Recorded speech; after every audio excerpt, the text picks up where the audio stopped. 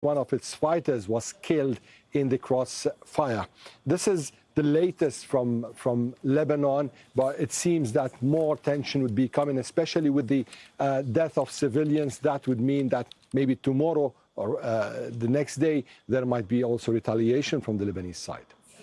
And Ali, we know the Iranian foreign minister was in Lebanon. He's now in Qatar. What do you know about that visit?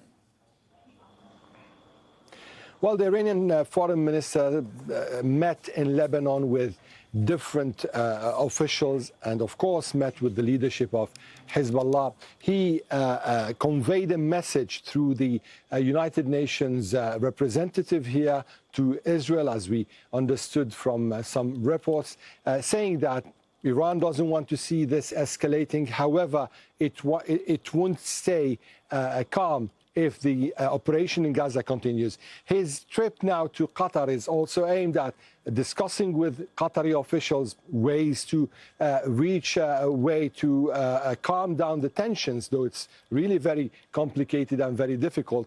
Also meeting with the leadership of Hamas, the Politburo chief of Hamas, Ismail Haniyeh, who is in Qatar, already met with Hussein Amir Abdullahian. So it's on the two sides. One side, Hussein Amir Abdullahian showing support to resistance groups, whether in Lebanon or in Palestine, by meeting Nasrallah and Haniyeh, and at the same time doing this diplomatic discussions and negotiations with different parties, especially that we know that the role Qatar is playing as a mediator for a long time. So it seems there are messages that the Iranian foreign minister would want to convey through Qatar, maybe to the United States of America, in order to reach a consensus or a kind of calming this tension that's going on in Gaza.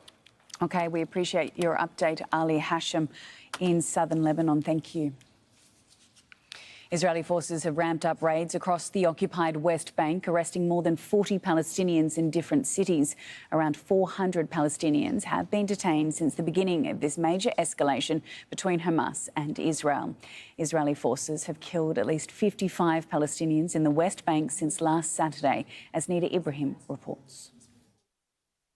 Much of the occupied West Bank has been locked down by Israeli forces in the week since Hamas launched its military operation. Palestinians have largely been confined to their homes, and by early Saturday, dozens had been arrested. Most in Hebron, in the south of the occupied West Bank, many of them members of Hamas. In Jericho, one Palestinian was killed while taking part in confrontations with Israeli forces near the Aqb al-Jabr refugee camp. Our children are not different from their fellow Palestinians in the besieged Gaza Strip. Let's consider ourselves there. It's all for the sake of the homeland. With around 400 prisoners arrested since the start of the escalation, Palestinian families say they're worried about their children in Israeli jails. A father told Al Jazeera that his 17-year-old son was beaten before being arrested. They attacked him brutally. He's just a child, and they were very violent with him. Someone called us first saying he's dead, but then we were told he's in prison alive. It's worrying. In the Jenin refugee camp, one of the shortest Israeli raids there concluded without casualties.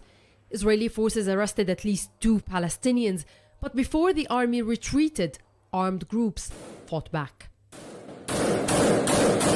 Israeli forces have raided the Qalandia refugee camp and arrested Palestinians at a time when the occupied West Bank is under an Israeli blockade. It's almost impossible for people to move from one city to another. Those who try can get killed. Israeli forces killed a Palestinian and wounded 4 others near Tul Karim in the north of the West Bank late on Friday. Witnesses say their only fault was driving on the street. Palestinians continue to bid farewell to those killed during protests, with around 300 people injured during the demonstrations, a large number of them by live ammunition. This outpouring of grief is only expected to increase. Nida Ibrahim, Al Jazeera, the occupied West Bank. Let's go now to Imran Khan, who's in Ramallah as well, in the occupied West Bank. Imran, what's happening on the ground in terms of protests in Ramallah? Well, there are protests 3 or 4 times a day at least. They march around the streets. They come to Menara Square, which is just behind me, and then they go to various different places. The focus, though, today has been on the Germans. They were at the German representative's office here in Ramallah today. The Germans have firmly backed Israel's position that it has the right to defend itself. We were actually speaking to people at that protest. They were telling us it's not just the people that are shooting at us that are our enemy, but those people that actually help them as well. We want to send a message to the German government that we're in a battle for the truth here, that they have to help us. They have to try and stop the Israelis from committing more murders, more bombings, that's his words, not mine, within Gaza.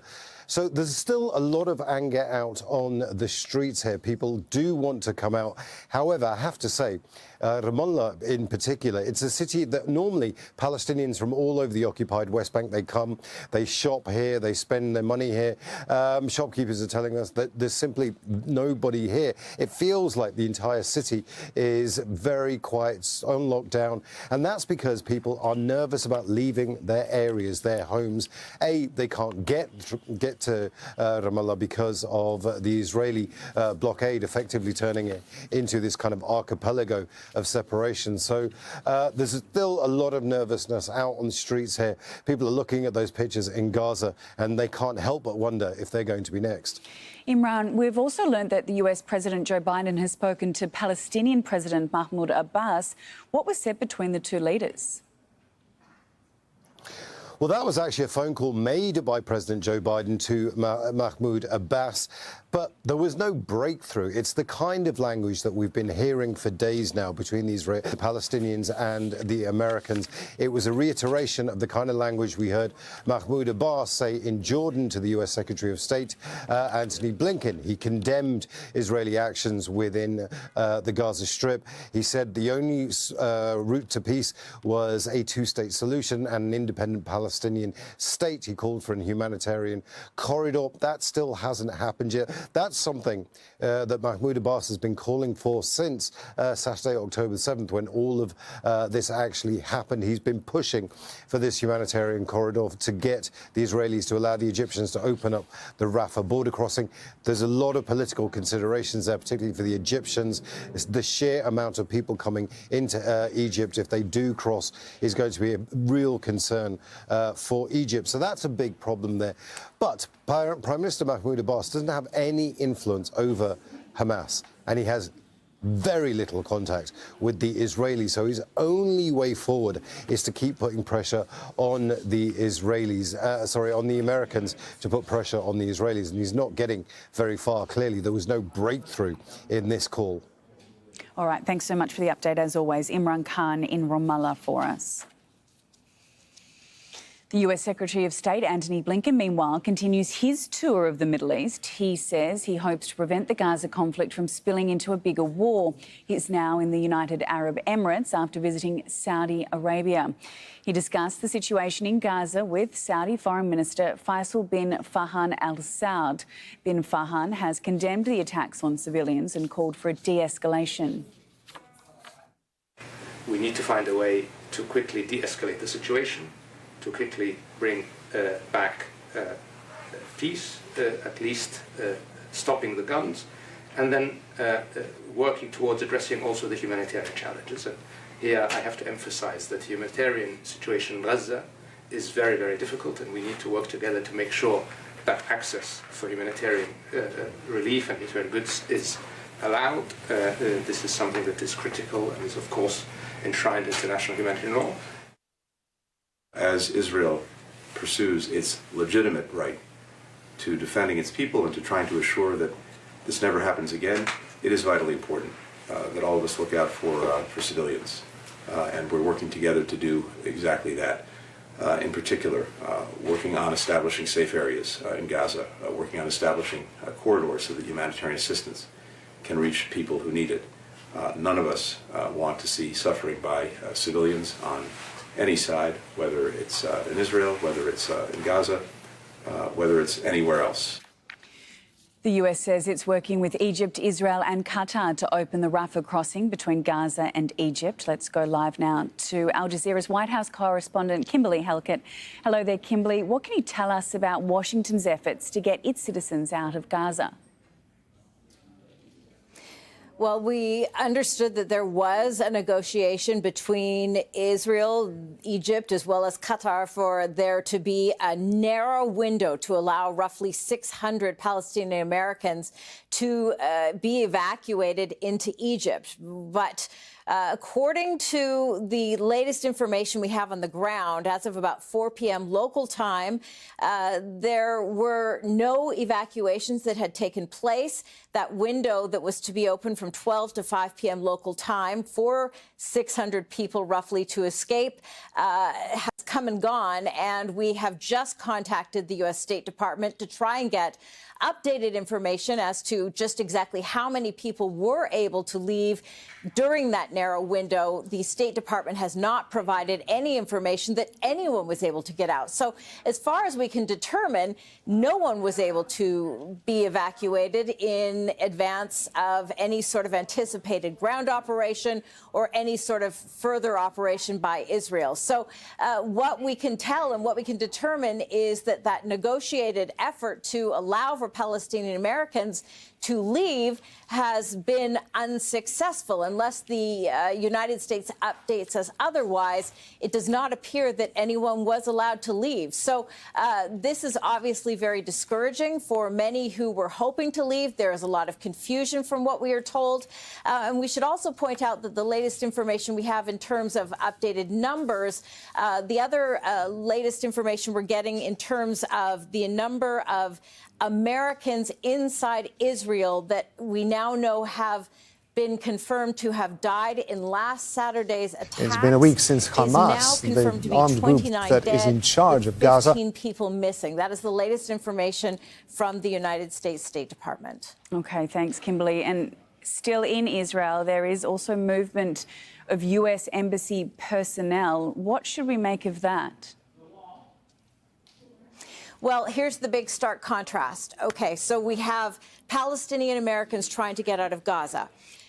Unsuccessful as far as we know. But we do know that in the meantime, charter flights have been going for at least 24 to 48 hours for any American who is working for the U.S. Embassy, so non-emergency personnel, and their families, and just American civilians who are wishing to leave Israel and can't get a commercial flight. And what we are told is that those flights will continue for the foreseeable future. So what we can determine from this is that there seems to be kind of a one-sidedness going on in terms of these evacuations. If you're in Israel and you're American, there seems to be complete access to leave.